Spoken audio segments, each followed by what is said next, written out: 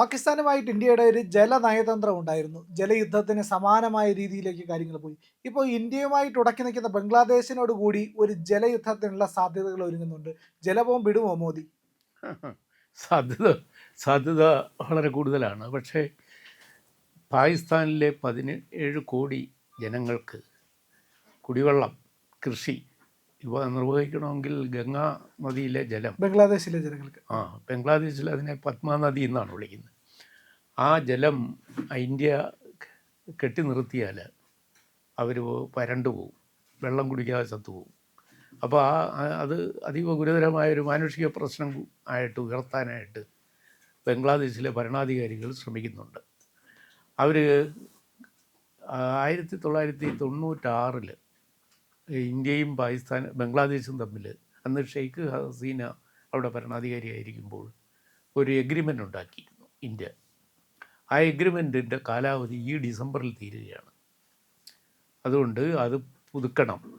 അത് പുതുക്കിയിട്ട് കാലപരിധി ഇല്ലാതെ ഒരു പുതിയ എഗ്രിമെൻ്റ് ഉണ്ടാക്കണം എന്നാണ് ഇപ്പോഴത്തെ ബംഗ്ലാദേശ് ഭരണാധികാരികൾ ആവശ്യപ്പെടുന്നത്. ഇതിനെപ്പറ്റി ഇതുവരെ ഇന്ത്യ പ്രതികരിച്ചിട്ടില്ല. ഡിസംബർ ആകട്ടെ, അപ്പോൾ കാണിച്ചു തരാം എന്നുള്ള ലെവലിലാണ് ഇന്ത്യയുടെ സമീപനം. ഇല്ലേ, ഇനി ഇന്ത്യയിലെ ഭരണാധികാരികൾ അതേപ്പറ്റി ഏതായാലും മനസ്സിലൊരു ഐഡിയ ഉണ്ടാക്കിയിട്ടുണ്ടാവും. പക്ഷേ ബംഗ്ലാദേശും ഇന്ത്യയും തമ്മിൽ തീർക്കേണ്ട വേറെ ചില അതിർത്തി പ്രശ്നങ്ങളുണ്ട്. ഏറ്റവും മുഖ്യമായിട്ടുള്ളത് ഈ അഭയാർത്ഥി പ്രവാഹം.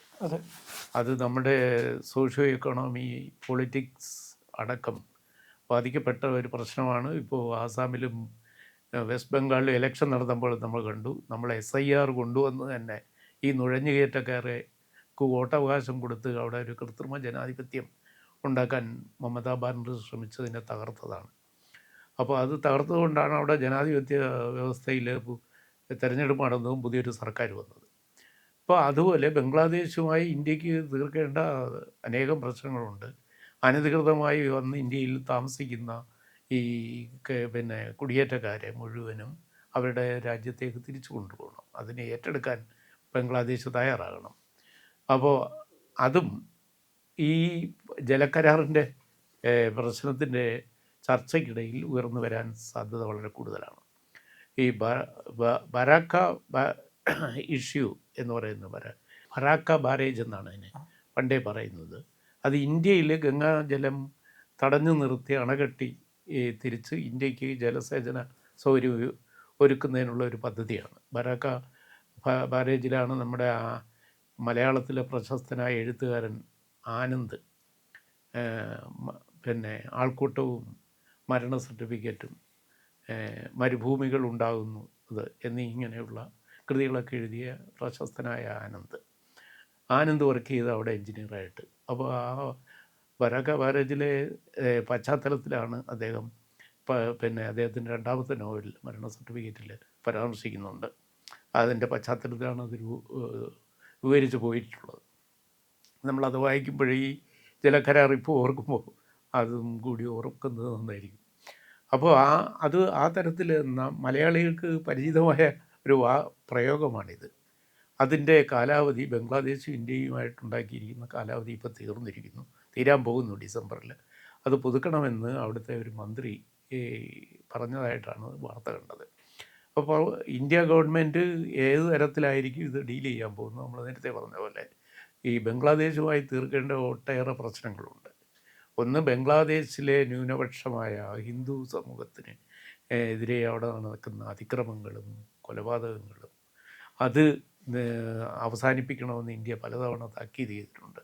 അവിടുത്തെ ഹിന്ദു സ്ഥാപനങ്ങൾ അടിച്ചു തകർത്തു, ഹിന്ദു വ്യവസായികളെ ദേഹോപദ്രവം ചെയ്തു, പലരെയും കൊന്നുകളഞ്ഞു. അപ്പോൾ അവിടെ ഒരു ഭയങ്കരമായ വംശഹത്യ നടന്നതിന് ശേഷമാണ് ഇപ്പോൾ ഇന്ത്യ വിരുദ്ധ വികാരം കത്തി നിൽക്കുന്നൊരു സമയത്ത് ഇന്ത്യയുടെ കനിവിനായിട്ട് ജലത്തിന് വേണ്ടി ബംഗ്ലാദേശ് ഭരണകൂടം അഭ്യർത്ഥിക്കുന്നൊരു സ്ഥിതിയിലേക്ക് എത്തിയത്. അപ്പോൾ ഇതെങ്ങനെ വേണം എന്നത് ഇന്ത്യ ആലോചിക്കും. ഇന്ത്യക്ക് ആരെയും വെള്ളം കൊടുക്കാതെ കൊല്ലണമെന്നൊന്നും ആഗ്രഹമില്ല. ഇന്ത്യ വെള്ളം കൊടുത്തില്ലെങ്കിൽ, അവരുടെ പത്മ നദിയിലേക്ക് ഗംഗാജലം എത്തിയില്ലെങ്കിൽ ബംഗ്ലാദേശ് ഒരു മരുഭൂമിയായി പോകും. അവിടെ നിന്ന് കടലിൽ നിന്ന്, ബംഗാൾ ഉൾക്കടലിൽ നിന്ന് ഒരു വെള്ളം കയറി ബംഗ്ലാദേശ് നശിച്ചു. അപ്പം അവിടുത്തെ കൃഷിയിടങ്ങളൊക്കെ തരിശുഭൂമിയായി തീരും. അപ്പം അങ്ങനെ വരികയാണെങ്കിൽ 17 കോടി ജനങ്ങളെ ആണ് അവിടെ ആ രാജ്യത്ത്. അവരെ ബാധിക്കും, അവരുടെ ജീവിതത്തെയും ആ ഉപജീവന സൗകര്യങ്ങളെല്ലാം ബാധിക്കും. അപ്പോൾ അതിനെ ഒരു മാനുഷികമായി കാണണം. ഇത് ഈ സന്ദർഭത്തിൽ ഒരു അതിഭൗതിക ആശയങ്ങളിൽ വിശ്വാസം അർപ്പിക്കുന്ന ഇന്ത്യക്ക് ഒരുപക്ഷേ ബംഗ്ലാദേശിനെ ഒരു പാഠം പഠിപ്പിക്കാൻ കിട്ടിയ അവസരം കൂടിയാണിത്. അവരെ ഈ അവസരത്തിൽ ദൈവനീതിക്ക് ദാക്ഷിണ്യമില്ല എന്ന് ഓർമ്മിപ്പിക്കാനൊരു അവസരവും. അതുകൊണ്ട് ഇതിനെ ഇന്ത്യ ഗവൺമെൻറ് വളരെ കാരുണ്യപൂർവ്വവും മാനുഷികവുമായി കാണാനിടയുണ്ട്. സർ, പക്ഷേ ഈ പറഞ്ഞതുപോലെ നമ്മൾ കരുണ കാണിക്കുകയും എല്ലാ കാലവും നമ്മളെ തോളിലിരുന്ന് ചെവി നിന്നുകൊണ്ട് നമ്മളെ ഉപദ്രവിക്കുന്ന സ്വഭാവമാണ് ഈ പാകിസ്ഥാൻ കാണിച്ചത്. അതേ സ്വഭാവം ബംഗ്ലാദേശും ഇപ്പൊ കാണിച്ചു തുടങ്ങിയിട്ടുണ്ട് ഹിന്ദു വംശാവലി. അത് ഈ പ്രശ്നങ്ങൾക്ക് നമുക്ക് ശരിക്കും പറഞ്ഞ ഒരു ചെക്സ് ആൻഡ് ബാലൻസ്, ഒരു ചെക്ക് വയ്ക്കുക, അതിലൂടെ ബാലൻസിലേക്ക് പോവുക, അതല്ലേ ശരിയായ ഒരു രീതി? അതിന് പകരം അമേരിക്കയുടെ CIA ബംഗ്ലാദേശ് രാഷ്ട്രീയത്തിൽ നേരിട്ട് തന്നെ ഇടപെടുന്നുണ്ട്. അത് ഇപ്പോഴാണ് തുടങ്ങിയല്ലേ, 71 മുതലേ ഉണ്ട്. അപ്പോൾ ഷെയ്ഖ് മുജിബുർ റഹ്മാൻ്റെ കുടുംബത്തിൻ്റെ കൂട്ടക്കൊല അടക്കമുള്ള സംഭവങ്ങളിൽ അമേരിക്കൻ ചാരസംഘടന വഹിച്ചിട്ടുള്ള പങ്ക് രഹസ്യമല്ല. ഇപ്പോൾ ഈ അടുത്ത കാലത്ത് ഇന്ത്യ വിരുദ്ധ പ്രവർത്തനത്തിന് ബംഗ്ലാദേശികളെ ഇറക്കി ബംഗാളിലെ തെരഞ്ഞെടുപ്പ് വിധിയെ അട്ടിമറിക്കാൻ വരെ ശ്രമം നടന്നിരുന്നു. ഞാനൊരു ഒരു ഒരു റിപ്പോർട്ട് വായിച്ചത്, പിന്നെ മമതാ ബാനർജിയെ മുന്നിൽ നിർത്തി ബംഗ്ലാദേശും പശ്ചിമ ബംഗാളും കൂടെ കൂട്ടിയോജിപ്പിച്ച് ഇന്ത്യയിൽ നിന്ന് വിട്ടുപോയ ഒരു രാജ്യമായിത്തീരുകയും അതിൻ്റെ രണ്ടിൻ്റെയും കൂടെ സംയുക്ത കൂട്ടിയോജിച്ച രാജ്യത്തിൻ്റെ പ്രധാനമന്ത്രിയാകാൻ മമത ശ്രമിക്കുന്നു. മമതയെ മുൻനിർത്തി അങ്ങനെ ഒരു പൊളിറ്റിക്കൽ ഗിമ്മിക്കിന് ട്രംപ് ഭരണകൂടം രഹസ്യമായൊരു നീക്കം നടത്തുന്നു എന്നാണ്. ആ നീക്കം കൂടിയാണ് പൊളിച്ചത്. കാരണം എന്തെന്ന് വെച്ചാൽ ബംഗ്ലാദേശിലെ തെരഞ്ഞെടുപ്പിൽ BJPയുടെ വിജയത്തിന് ട്രംപ് മോഡിയെ വിളിച്ച് അഭിനന്ദിച്ചു. കേരളത്തിലെ ഇന്ത്യയിലെ ഏതെങ്കിലും ഒരു സംസ്ഥാനത്തെ തെരഞ്ഞെടുപ്പിന് മോഡിയെ വിളിച്ച് അഭിനന്ദിക്കുന്നില്ല. അപ്പോൾ അത് ബംഗ്ലാദേശിൽ അവർ വിചാരിച്ചത് നടന്നില്ല.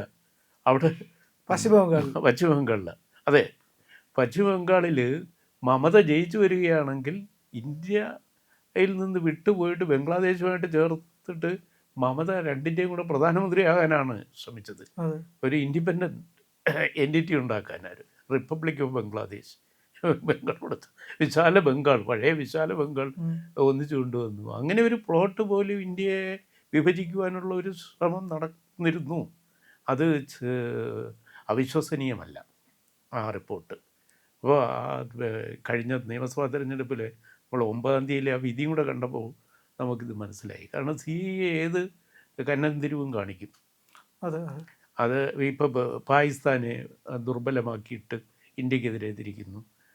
ചൈനയിലിപ്പോൾ കഴിഞ്ഞ ദിവസം ട്രംപ് പോയിട്ട് കുത്തിത്തിരിപ്പിന് ശ്രമിച്ചു, പക്ഷേ ചൈന അയാളെ ആക്ഷേപിച്ചിട്ട് വിട്ടു എന്നാണ് കേട്ടത്. അപ്പോൾ അതുപോലെ ഈ ഗംഗാജലത്തിൻ്റെ കാര്യത്തിലും ഇനിയിപ്പോൾ ഇന്ത്യക്കൊരു സേ ഉണ്ട്.